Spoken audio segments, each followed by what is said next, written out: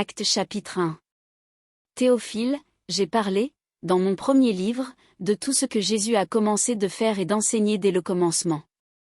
Jusqu'au jour où il fut enlevé au ciel, après avoir donné ses ordres, par le Saint-Esprit, aux apôtres qu'il avait choisis. Après qu'il eut souffert, il leur apparut vivant, et leur en donna plusieurs preuves, se montrant à eux pendant 40 jours, et parlant des choses qui concernent le royaume de Dieu. Comme il se trouvait avec eux, il leur recommanda de ne pas s'éloigner de Jérusalem, mais d'attendre ce que le Père avait promis, ce que je vous ai annoncé, leur dit-il. Car Jean a baptisé d'eau, mais vous, dans peu de jours, vous serez baptisés du Saint-Esprit. Alors les apôtres réunis lui demandèrent, Seigneur, est-ce en ce temps que tu rétabliras le royaume d'Israël? Il leur répondit, ce n'est pas à vous de connaître les temps ou les moments que le Père a fixés de sa propre autorité. Mais vous recevrez une puissance, le Saint-Esprit survenant sur vous, et vous serez mes témoins à Jérusalem, dans toute la Judée, dans la Samarie, et jusqu'aux extrémités de la terre. Après avoir dit cela, il fut élevé pendant qu'ils le regardaient, et une nuée le déroba à leurs yeux. Et comme ils avaient les regards fixés vers le ciel pendant qu'ils s'en allaient, voici, 2 hommes vêtus de blanc leur apparurent. Et dirent, Hommes galiléens, pourquoi vous arrêtez-vous à regarder au ciel?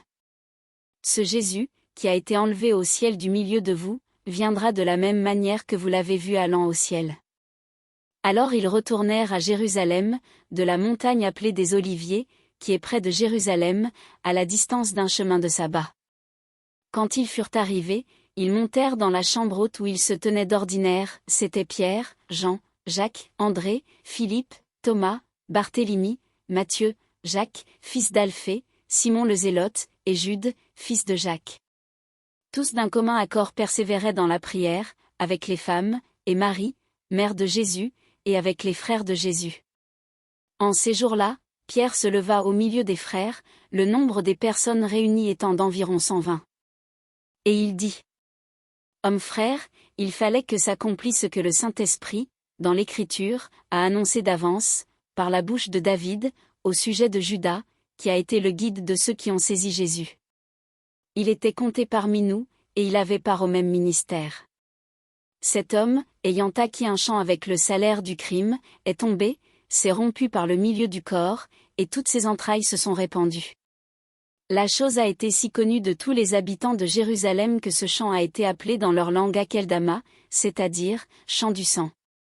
Or, il est écrit dans le livre des psaumes, que sa demeure devienne déserte, et que personne ne l'habite. Et, qu'un autre prenne sa charge. Il faut donc que, parmi ceux qui nous ont accompagnés tout le temps que le Seigneur Jésus a vécu avec nous, depuis le baptême de Jean jusqu'au jour où il a été enlevé du milieu de nous, il y en ait un qui nous soit associé comme témoin de sa résurrection. Ils en présentèrent 2, Joseph appelé Barsaba, surnommé Justus, et Matthias.